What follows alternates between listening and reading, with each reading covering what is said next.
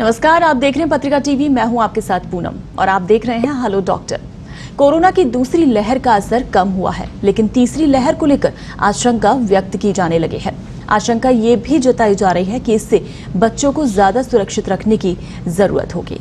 इसके साथ ही कुछ बच्चों में कोरोना के बाद MIS-C डिजीज भी देखने को मिल रही है।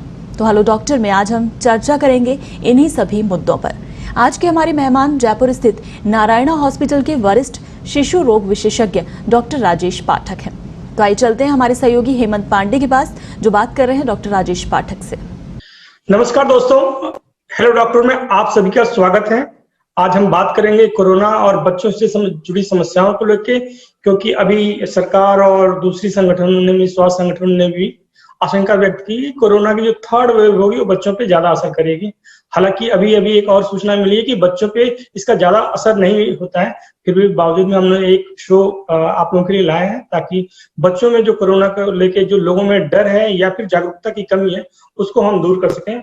इसके लिए आज हमारे साथ स्टूडियो में मौजूद हैं हमारे senior doctor Rajesh Pathak ji. Sir, आपका स्वागत है। नमस्कार Hemant ji. Doctor Rajesh Pathak ji Narayana multi disciplinary hospital Jaipur में कार्यरत हैं और आपको करीब 25 वर्षों का अनुभव है और आपने इस दौरान करीब कई हजार केसेस देखे हैं। तो सर, शुरू करते हैं। जो थर्ड वेव की बात आ रही है कि थर्ड वेव ये क्या है और कैसे बच्चों पे असर करेगी, तो हमारे दर्शकों को थोड़ा विस्तार से समझाएं कि क्या ये कोरोना के थर्ड वेव को लेकर डरने की जरूरत है क्या? देखिए हेमंत जी, सबसे पहली बात तो ये है कि निसंदेह हमें डरने की जरूरत नहीं है, लेकिन हाँ, सतर्क होने की जरूरत है। क्योंकि जिस तरह से हमने देखा कि जो पहली बार जब हमारे यहाँ कोरोना आया, लोग बाग इन्फेक्ट हुए, लेकिन वो बहुत माइल्ड फॉर्म था, तो लोगों ने सोचा कि ये इस तरह से ही होता है, आगे भी इस तरह से ही होगा, और हमने निसंदेह कुछ लापरवाहियां करी। हम कोरोना प्रोटोकॉल को भूले और सेकेंड वेव ने हमें हिला के रख दिया। हाँ, तो अभी हम संभावना व्यक्त कर रहे हैं कि तीसरी वेव आएगी। कब आएगी इसकी कोई डेडलाइन नहीं है, लेकिन ये आएगी तो निसंदेह बच्चों में इफेक्ट करने की संभावना है, क्योंकि एडल्ट जो हैं या 18 साल से ऊपर के जो लोग हैं वो वैक्सीनेटेड हो चुके होंगे, जिस तरह से वैक्सीनेशन प्रोग्राम हमारे देश में चल रहा है, और उनमें से कुछ लोग इन्फेक्ट हो चुके होंगे। तो ज्यादा संभावना है कि बच्चे जो कि ना तो अभी वैक्सीनेटेड हैं और उनको जो कोरोना अभी तक हुआ है फर्स्ट और सेकेंड वेव में, वो बहुत कम परसेंटेज बच्चों में हुआ है। तो संभावना यही है कि थर्ड वेव में बच्चे ज्यादा इन्फेक्ट होंगे। जी सर, क्या अभी जैसे पहली वेव या दूसरी वेव की बात करें तो क्या इसमें भी बच्चों का जो आप बता रहे हैं कि इन्फेक्शन होने का, तो क्या रेशियो रहा है? अगर बात करें हम वयस्क की तुलना में तो क्या रेशियो रहा है? देखिए, आंकड़ों पे तो मैं नहीं जा पाऊंगा, क्योंकि अभी जो हमारी टॉप बॉडीज हैं उन्होंने ऐसे आंकड़े अभी नहीं रिलीज किए हैं और कोई डाटा ऐसा पुख्ता नहीं है हमारे पास कि हम परसेंटेज बता सकें। लेकिन हाँ, ये जरूर है कि सेकेंड वेव में बच्चे इन्फेक्ट होने लगे थे, पूरी फैमिली एक साथ इन्फेक्ट हुई थी, लेकिन फॉर्चुनेटली वो या तो एसिम्टोमेटिक थे कि उनमें कोई लक्षण नहीं थे, लेकिन जब उनकी जांच कराई गई तो वो पॉजिटिव पाए गए, या उनमें बहुत माइल्ड सिम्टम्स है जो और कॉमन फ्लू में होते हैं, जैसे हल्का फुल्का बुखार आया या खांसी हुई या जुकाम हुई।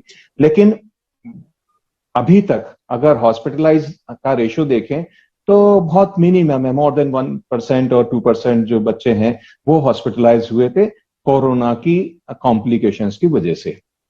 जी सर, अगर आप बात करें कि बच्चों में जो कोरोना के सिम्टम्स हैं वो क्या क्या आते हैं, आप जैसे अभी हम लोग चर्चा कर रहे थे, आपने बताया कि उसमें 3 तरह के सिम्टम्स होते हैं, माइल्ड, मॉडरेट और सीवियर। तो हमारे दर्शकों को समझाएं कि ये तीनों सिम्टम्स कैसे कैसे होते हैं, ताकि उनको भी एक समझ बने और अगर किसी को, बच्चे को अगर इन्फेक्शन हो तो तुरंत हॉस्पिटल जाएं या फिर अपने डॉक्टर से संपर्क करें। जी हाँ, देखिए हेमंत जी, ये जो कोरोना वायरस है जिसको सार्स कोरोना 2 हमने नाम दिया हुआ है, और जो ये बीमारी करता है उसको हमने कोविड बोला है, कोरोना वायरस डिजीज। तो ये बेसिकली रेस्पिरेटरी वायरसेस है जो कि आपके श्वसन तंत्र को इन्फेक्ट करता है।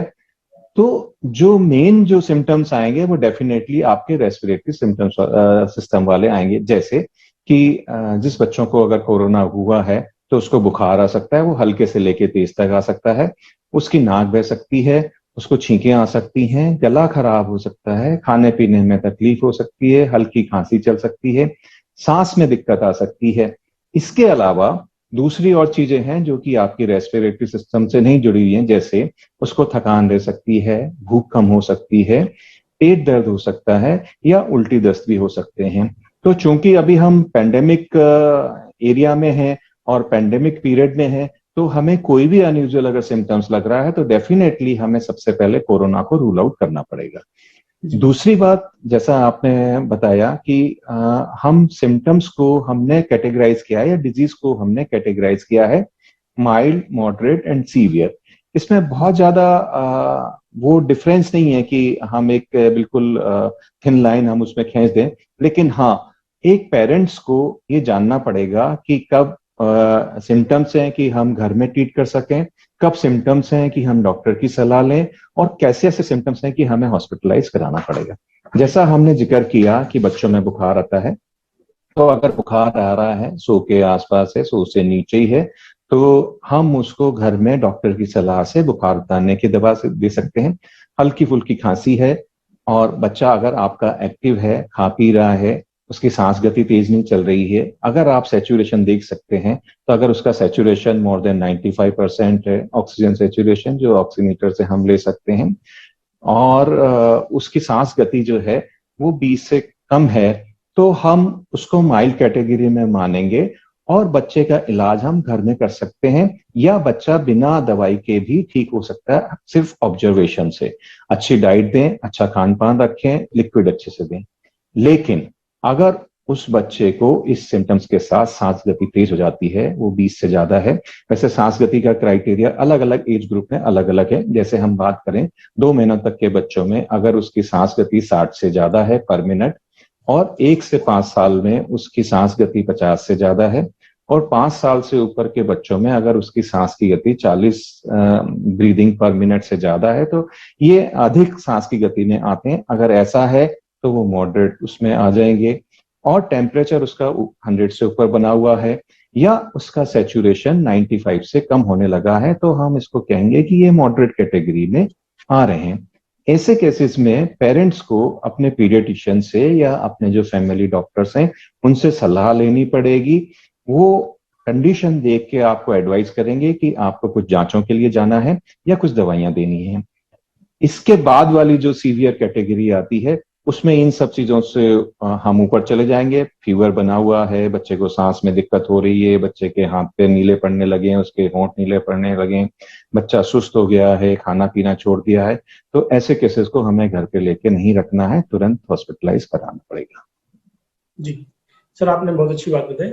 सर, 2 बातें आपने कही कि एक तो बुखार को लेकर, दूसरा कि बच्चों के जो हम ऑक्सीजन सैचुरेशन लेवल, तो बच्चों की जो उंगलियां होती हैं बहुत पतली होती हैं, तो उसका एक तो कैसे हम सैचुरेशन लेवल कैसे देखें अगर किसी के पास पल्स ऑक्सीमीटर है तो। दूसरी बात, अगर एक बात मेरे कई बार डॉक्टर्स भी बताते हैं या फिर कि अगर बुखार 100 से कम है तो पैरासिटामोल देने की जरूरत है या नहीं? देखिए, सैचुरेशन तो ऑक्सीमीटर से ही नपेगा। कुछ बच्चों के लिए अलग से ऑक्सीमीटर्स आते हैं जो इन्फेंट ऑक्सीमीटर कहलाते हैं, तो वो अगर अवेलेबल है तो ठीक है, नहीं तो आपके पास जो भी है, तो जिस उंगली में भी वो फिट हो रहा है, हम मेनली मिडिल फिंगर में या थंब में या पैर के अंगूठे में, जो कि थोड़े से साइज में थोड़े से बड़े होते हैं, वहां से हम उनका सैचुरेशन ले सकते हैं। उस ऑक्सीमीटर में जो रेड लाइट होती है, प्रिफरेबली अगर हम उसको कैसे भी ले सकते हैं, लेकिन अगर हम उसको जो जहां से लाइट आ रही है रेड लाइट, उसको हम नाखून की तरफ रखें तो हमारे पास अच्छी रीडिंग आएगी, और उसको हम कम से कम 30 सेकेंड तक लगा रहने दें, और एवरेज जब उसका ब्लिंक होना बंद हो जाए और जो उसकी रीडिंग है वो स्थिर हो जाए, उस रीडिंग को हम नोट कर लें। और अगर फिर भी अगर हम नहीं नोट कर पा रहे हैं, तो हम देखेंगे कि बच्चा, उसके जो पाम है या सोल है वो हल्के होने लगे, जबकि वो गुलाबी और गर्म होने चाहिए, तो वो हल्के से कलर में हल्के होने लगेंगे, थोड़े से ठंडे होने लगेंगे, तो वो हम उसको ऑब्जर्व कर सकते हैं अगर ऑक्सीमीटर हमारे पास नहीं है तो। दूसरी चीज, डेफिनेटली कोई भी बुखार आएगा तो बुखार सिर्फ बुखार की दवाई से ही उतरेगा, तो पैरासीटामोल हमें देनी है, लेकिन चूंकि बच्चों में जो डोजेज हैं वो बच्चों के वेट के अकॉर्डिंग जाती हैं, तो हमें जो है अपने डॉक्टर से सलाह लेने के बाद ही पैरासीटामोल लेनी है। उससे नहीं उतरता है तो दूसरे इलाज हैं कि अगर बच्चे ने कपड़े पहन रखे हैं तो कपड़े थोड़े से हल्के कर दें, उसको पंखे कूलर या एसी के सामने रखें। ज्यादा है, लग रहा है कि बच्चा परेशान भी हो रहा है, तो गीला कपड़ा करके नॉर्मल टैप वाटर जो आपके घर में है उसमें कपड़ा डुबोएं, निचोड़ें और स्पंज करें। जनरली हम देखते हैं उसकी पट्टी बनाते हैं और सर पे रखते हैं और हटा देते हैं, वो नहीं करना है, आपको प्रॉपर स्पंजिंग करनी है। हेलो डॉक्टर, में फिलहाल वक्त हो गया है एक छोटे से ब्रेक का। ब्रेक के बाद भी बच्चों में कोरोना को लेकर ये चर्चा जारी रहेगी। जल्द लौटते हैं।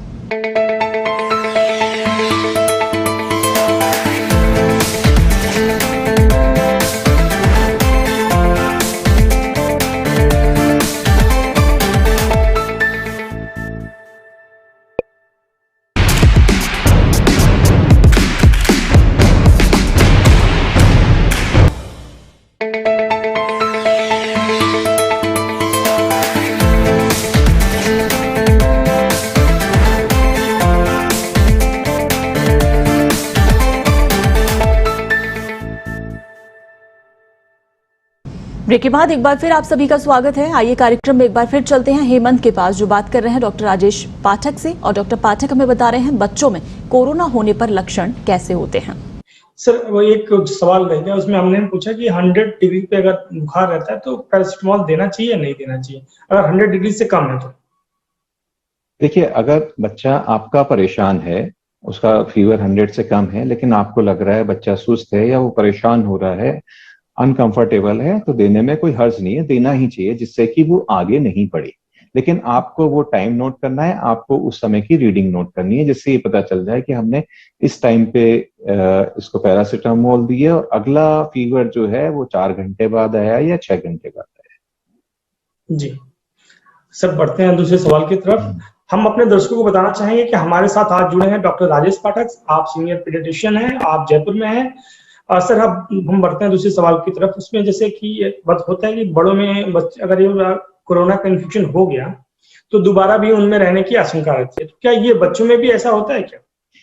देखिए, फिर मैं कहूंगा कि बहुत ज्यादा स्टडी या डाटा हमारे पास नहीं है, लेकिन ये देखा गया है बड़ों का जो स्टडी आई है उसके अकॉर्डिंग कि कुछ केसेस में दोबारा री इन्फेक्शन हुआ है, लेकिन वो बहुत जल्दी नहीं, 3, 4, 6 महीने तक एंटीबॉडीज आपकी बनती है, नेचुरल एंटीबॉडीज। एक बार इन्फेक्शन होने के बाद वो डेफिनेटली आपको प्रोटेक्ट करेंगी री इन्फेक्शन से, लेकिन री इन्फेक्शन के केसेस हमने बड़ों में देखे हैं, तो बच्चों में भी ये संभावना व्यक्त की जा सकती है कि उनको भी री इन्फेक्शन हो सकता है। जी, आपने बहुत अच्छी जानकारी दी। दर्शकों को एक बार मैं जरूर जागरूक करना चाहूंगा कि ऐसे जैसे डॉक्टर राजेश पाठक जी ने कहा कि एक बार इन्फेक्शन होने के बाद से 2-3 महीने या 5-6 महीने बाद री इन्फेक्शन होता है, तो कुछ दर्शक ऐसा न हो कि उसको लापरवाही समझे, तो कृपया करके अपना मास्क लगाते रहें और अपने हाथों को सैनिटाइज करते रहें, और संभव हो तो अपने हाथों को भी साबुन से 20 सेकंड तक धोते रहें। चलिए सर, मैं आप बढ़ते हैं दूसरे सवाल की तरफ। सर जैसे आपका एक टेक्निक है, आप बताते हैं अपने जो आपके पेशेंट आते हैं या उनके परिजनों को बताते हैं कि आप पोयम और जिंगल सुना के 20 सेकंड का पोयम और जिंगल बनाते हैं और कहते हैं हाथ धो लो, तो हमारे दर्शकों को भी बताइए टेक्निक क्या है। देखिए, 20 सेकंड का मतलब है कि अगर 20 सेकंड तक आप अपने हाथ साबुन से धो रहे हैं तो डेफिनेटली 90 मोर देन 90% आपके जो हाथ हैं जर्म फ्री हो जाएंगे।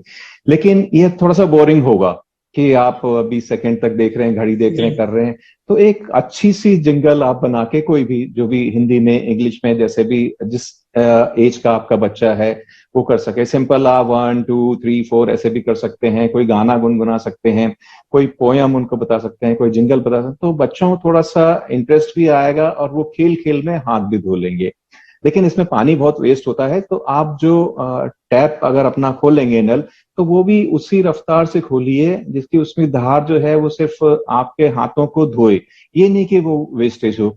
अगर पानी की प्रॉब्लम है तो आप सैनिटाइजर भी यूज कर सकते हैं, है ना। सैनिटाइजर को आपको 20 सेकंड तक यूज करने की जरूरत नहीं है, आपको बस हाथ धोना सिखाना है बच्चों को कि कब कब हाथ धोना है, कैसे हाथ धोना है। खाना खाने से पहले हाथ धोना है, रेस्टरूम में जा रहे हैं तो आपको हाथ धोना है, कहीं चीज कोई ऐसी मतलब ऐसी चीजों को हाथ लगा रहे हैं जहां और लोगों के हाथ लगते हैं तो हाथ धोना है, अपने आंख नाक मुंह को अगर टच कर रहे हैं उससे पहले हाथ धोना है, मास्क उतारते या लगाते समय हाथ धोना है। तो हाथ डेफिनेटली अगर साबुन और पानी से धो रहे हैं तो 20 सेकंड तक धोना है। तो कोई भी आप ऐसी जिंगल बना के आप बच्चों को उनको रटा दें अभी और प्रॉपर हाथ धोना उनको सिखा दें। ये नहीं कि सिर्फ यूं किया, पहले पाम रगड़ने हैं, फिर बैक ऑफ द हैंड जाना है, फिर जो उंगलियों के बीच में जगह है उनको धोना है, अंगूठे को आपको गोल गोल घुमा के साफ करना है, फिर अपने नाखूनों को साफ करना है। इस तरह की आदत अभी हम डाल सकते हैं क्योंकि अभी हमारे पास टाइम है। अभी हम उम्मीद कर रहे हैं कि जो थर्ड वेव आएगी उससे पहले हम सारी तैयारी कर लें, तो उसमें एक ही अच्छी चीज ये है कि हम बच्चों को अच्छे से हाथ धोना सिखा दें। जी जी बिल्कुल, बहुत अच्छी बात कही है कि दर्शकों से भी आपसे सभी से आग्रह है कि कृपया बच्चों को विशेष ध्यान रखें। अगर वो बाहर जाते हैं तो घर आने के बाद से हाथों को सैनिटाइज या हाथ धुलवाना ना भूलें और संभव हो तो उनके कपड़े भी बदल दें। मैं अब बढ़ते हैं डॉक्टर राजेश पाठक के पास। सर, आपने जैसे बताया कि कोरोना के कैसे अगर हम सिम्टम्स आते हैं तो उनको पहचान करें और कैसे उसका ट्रीट करें। एक बात ये आ रही है कि अगर मान लीजिए अगर किसी बच्चे को कोरोना हो गया तो उसके बाद से उनके पेरेंट्स को अगर वो रिकवर कर गए, घर आ गए या फिर घर पे ही है, तो उसके बाद से उनके पेरेंट्स को किन बातों का ध्यान रखना चाहिए? देखिए, कोरोना से रिकवरी के बाद जनरली बच्चों में जो है पोस्ट कोविड इफेक्ट नहीं है। मैं आगे वही बात कहूंगा क्योंकि ये बिल्कुल नई बीमारी है और हम लोगों के लिए भी, क्योंकि हम तैयारी तो कर रहे हैं लेकिन क्या तैयारी करनी है, क्या होगा, ये हम लोगों को नहीं मालूम है। हम जो सारा एनालिसिस कर रहे हैं वो सब वो है जो दूसरे देशों में हुआ है उनकी स्टडी से, प्लस जो एडल्ट में हुआ है। तो पोस्ट कोविड जो सबसे बड़ी चीज है वो आती है वीकनेस की, क्योंकि कोविड में इतना सारा उसने बॉडी पे इफेक्ट डाला हुआ होता है कि वो जनरलाइज वीकनेस रहती है, उनकी भूख कम हो जाती है, फिजिकल एक्टिविटीज कम हो जाती है, और अगर लंग इन्वॉल्व हुआ है, उनको निमोनिया हुआ है, तो सांस में दिक्कतें आनी शुरू हो जाती हैं जो लंबे समय तक रह सकती हैं। जैसे खांसी रह सकती है लंबे समय तक, आपका सैचुरेशन एक लेवल से ऊपर नहीं बढ़ता है, आप थोड़ी देर चलते फिरते हैं तो आपकी सांस भरने लग जाती है। तो सबसे पहली राय तो यही होगी कि बच्चों में खास तौर से कि हम उनका खान पीन प्रॉपर रखें, खान पान जो है अच्छे से लिक्विड दें और जंक फूड को अवॉइड करें, स्पाइसी फूड अवॉइड करें और ऑयली फूड अवॉइड करें। तो देना क्या है, अच्छे मौसमी फल, जो भी उस मौसम के हिसाब से जो भी फल आ रहे हों, क्योंकि कुदरत ने वही चीज उपजानी होती है उस सीजन में जो कि उस सीजन में चाहिए होती है। तो हमें मौसमी फल पे ज्यादा ध्यान रखना है, फलों को अच्छी तरह से धो के यूज करना है और अच्छा घरेलू खाना खाएं जिसमें कि दालें बहुत इंपॉर्टेंट है, क्योंकि दालें जो हैं वेजिटेरियंस के लिए एक प्रोटीन रिच डाइट है। उसके अलावा दूध और दूध से बनी हुई चीजें लें क्योंकि उसमें भी ऐसे कंटेंट हैं जो आपकी इम्यूनिटी को बढ़ाएंगे, और बैलेंस डाइट लें। बैलेंस डाइट के 6 मोटे मोटे कंपोनेंट्स मैं आपको बता देता हूँ। अनाज लेने हैं सभी तरह के किसी भी रूप में, दालें किसी भी रूप में, कोई सी भी दाल, सब्जियां जो भी सीजनल सब्जियां हैं कैसे भी, चाहे आप सब्जी बना के लें, पराठा बना के लें, सूप बना के लें, कटलेट बना के लें। इसी तरह से सभी मौसमी फल किसी भी रूप में, जूस लें, सूप लें या उनका शेक बना के पिएं। फिर दूध और दूध से बनी हुई चीजें और फैट। इसके अलावा पानी की मात्रा उचित होनी चाहिए। मोटा मोटा जनरल पब्लिक के लिए मैं बताना चाहूंगा कि 1 लीटर पर 20 kg का रेशो हम रख सकते हैं कि बच्चे को इस रेशो में पानी की मात्रा चाहिए होती है। उसके अलावा दूसरे लिक्विड भी आप दे सकते हैं। दूसरी इंपॉर्टेंट चीज है ब्रीदिंग एक्सरसाइजेज। तो बहुत सारी आपको YouTube पे और इस तरह की एक्सरसाइज मिल जाएंगी जो आपकी ब्रीदिंग को या लंग्स की कैपेसिटी को बढ़ाती है। सिंपल हमें क्या करना है, गहरी सांस लेनी है, उसको कुछ सेकंड तक रोकना है और गुब्बारे की तरह छोड़ देना है, जिससे कि आपकी लंग कंप्लायंस बढ़ेगी और लंग्स जो है आपके मजबूत होने शुरू हो जाएंगे। इसके अलावा छोटी मोटी फिजिकल एक्सरसाइजेस वो बच्चों को करानी है।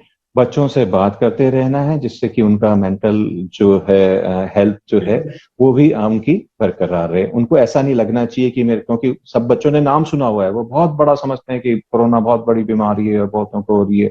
तो जो डर उनके अंदर बैठा हुआ है उसको हमें उनसे कम्युनिकेट करके उसको दूर करना है। तो ये कुछ बातें हैं जो पेरेंट्स को अपने बच्चों के साथ करनी चाहिए। हेलो डॉक्टर, में फिलहाल वक्त हो गया है एक और छोटे से ब्रेक का। ब्रेक के बाद बच्चों में इम्यूनिटी बढ़ाने के लिए क्या करना चाहिए, इस पर भी चर्चा होगी। जल्द लौटते हैं।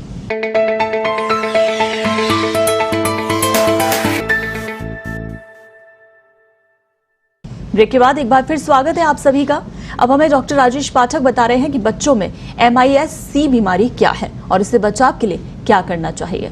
बढ़ते हैं दूसरे सवालों के साथ।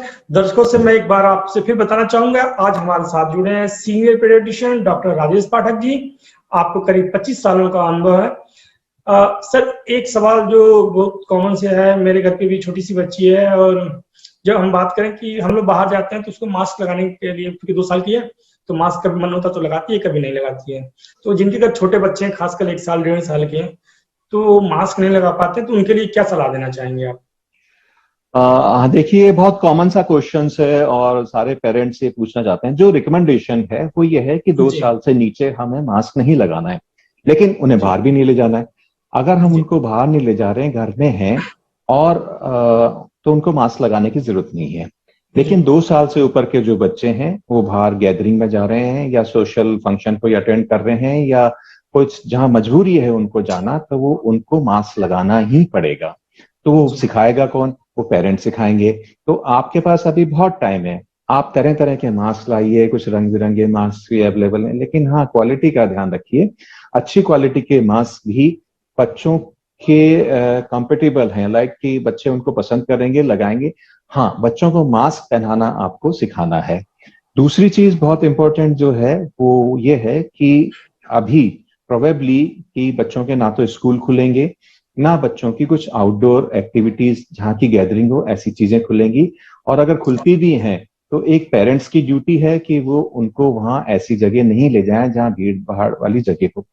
तो कोरोना, बच्चों को कोरोना से बचाने के लिए हमें अपने आप को बचना होगा, क्योंकि कोरोना आपके घर में चल के नहीं आएगा, बिल्कुल। कोई बाहर से कोरोना उनको लाके देगा। तो बच्चों को बचाने के लिए हमें अपने आप को बचाना बहुत जरूरी है। तो हमें वो सब चीजें सीखनी पड़ेंगी जो बच्चों को हमें सिखानी है। मास्क पहनना, हाथ धोना, सोशल डिस्टेंसिंग मेंटेन करना।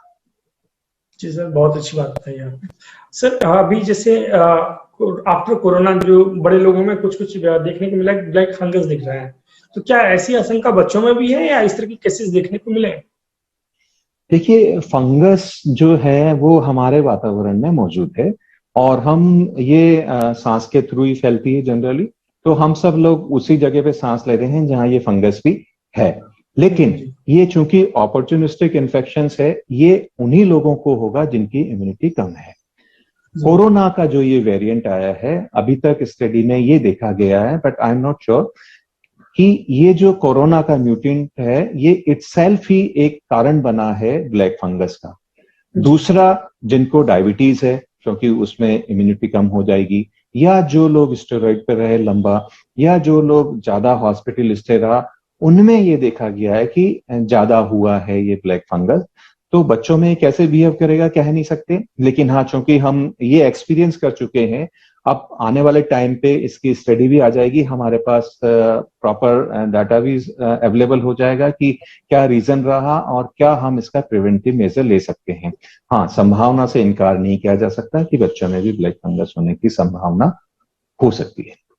जी सर, अब एक दूसरी गंभीर बीमारी पे चलते हैं जो कि कोरोना से रिलेटेड है, जिसको MIS-C बोलते हैं।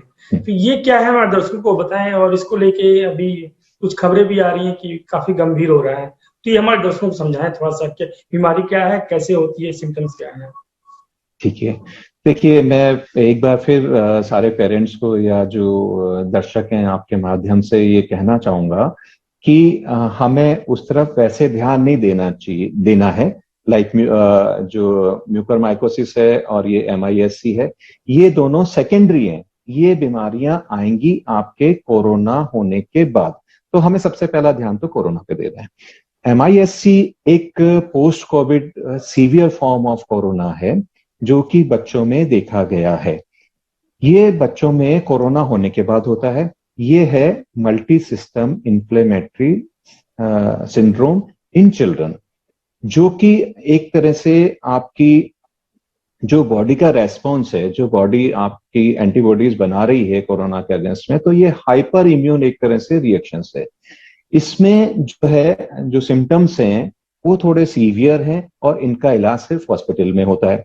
तो अगर आपका बच्चा कोरोना से ठीक हो गया है लेकिन उसको फिर से फीवर आने लगा है और फीवर 3 दिन से ज्यादा हुआ है, उसको पहले कोरोना हो चुका है और उसको दूसरे सिम्टम्स जैसे कि उसकी आंखें लाल होने लगी हैं, है ना, उसकी आंखों में खुजली चलने लगी है, या मुंह में अंदर जो है ललाई बढ़ गई है, हाथों पे चकत्ते आ गए हैं, उसको दस्त या उल्टी होने लगी है, उसको पेट दर्द होने लगा है, या शरीर पे लाल नीले निशान जो कि ब्लीडिंग की संभावना व्यक्त करते हैं, ये हो रहा है, तो डेफिनेटली आपको डॉक्टर से सलाह लेनी पड़ेगी, क्योंकि डॉक्टर ऐसे केसेस में कुछ जांचें कराएंगे जो कि इन्फ्लेमेटरी मार्कर्स कहलाते हैं। तो ये सब चीजें भी हैं, आपको कोरोना भी हो चुका है और इन्फ्लेमेटरी मार्कर्स भी बढ़े हुए हैं, तो डेफिनेटली आपका बच्चा MIS-1 की कैटेगरी में आ रहा है और उसका इलाज सिर्फ और सिर्फ डॉक्टर की देखरेख में ही हो सकता है। जी सर, ये पोस्ट कोविड ऐसा हो क्यों रहा है? क्या इम्यूनिटी कमजोर होने के कारण हो रहा है या कोई और दूसरे रीजन है इसके? नहीं, इम्यूनिटी ज्यादा होने के कारण हो रहा है। This is the hyper immune syndrome. जी, इसमें इम्यूनिटी ज्यादा है। ऐसे में किस तरह के पेरेंट्स को किन बातों का ध्यान रखना चाहिए? वैसे ही जैसा हमने जिक्र किया है, अगर आपका बच्चा कोरोना से रिकवर हो गया है और बीच में उसका पीरियड सिम्टम्स फ्री रहा है, लाइक उसको कोई सिम्टम्स नहीं रहे हैं, लेकिन वापस से ये सिम्टम्स रीअपियर होते हैं, जैसा हमने जिक्र किया, उसको फीवर वापस से आने लगा है और दूसरे सिम्टम्स को आने लगे हैं, तो आपको डेफिनेटली अपने डॉक्टर से सलाह लेनी ही चाहिए। जी सर, इसमें MIS-C में किस तरह का इलाज क्या करते हैं, उसमें वो थोड़ा दर्शकों को बताएं। देखिए, इसमें जैसा मैंने बताया है कि बच्चों को एक तो फीवर आने लगता है और दूसरे सिम्टम्स आने लगते हैं, सांस में दिक्कत होनी शुरू हो जाती है, उसके हाथ पे नीले पड़ने लग सकते हैं, उसका सैचुरेशन कम होने लगता है। तो ऐसे केसेस में हम बच्चों को हॉस्पिटलाइज करते हैं, कुछ जांचें कराते हैं और फिर हम उसको वापस से कैटेगराइज करते हैं कि ये मॉडरेट में है या सीवियर में। अकॉर्डिंगली उसमें दवाई दी जाती है, जैसे कि स्टेरॉइड का इसमें बहुत अच्छा सा रोल है, स्टेरॉइड हमें देना पड़ता है, और इम्यूनोग्लोबुलिन्स की IVIG जो है, इसका मेन पार्ट ऑफ ट्रीटमेंट है, वो हमें इसमें देना पड़ता है। इसके अलावा सपोर्टिव जो और ड्रग्स हैं वो देंगे, जैसे बच्चे शॉक में चले जाते हैं तो उनका ब्लड प्रेशर मेंटेन करने के लिए वो दवाइयां दी जाएंगी और फ्लूइड दिए जाएंगे, और अगर सांस में दिक्कत है तो बच्चे को वेंटिलेटर पे भी रखना पड़ सकता है। जी बहुत।